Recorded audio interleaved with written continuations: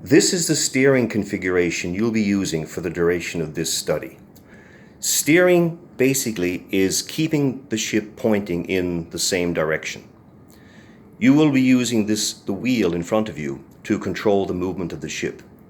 By turning the wheel to the right or to starboard, this will cause the ship's head or bow to move to the right or to starboard. Turning the wheel to port or to the left will cause the ship's head to turn to the left or to port. When you have a visual reference, like you can see by looking ahead through the bridge window, you can see the vertical structure, the mast of the ship, and it's pointing against a particular spot on the land ahead of you.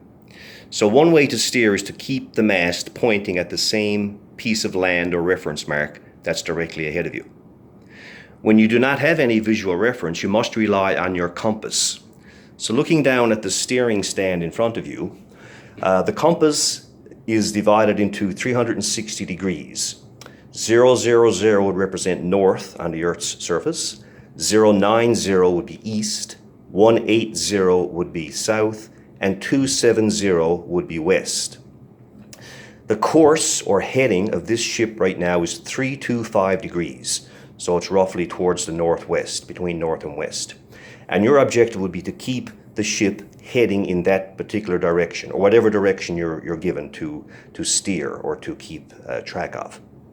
So the ship wants to move off of that direction to the right or to the left, to port or starboard.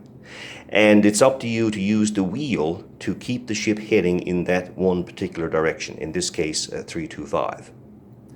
So I will start the simulator now, and you'll see what happens when we turn the wheel, trying to keep the ship's bow or head pointing in the same direction. We do have a visual reference, but we'll be relying mostly on the numbers. We're going to try to maintain the course of 325 degrees.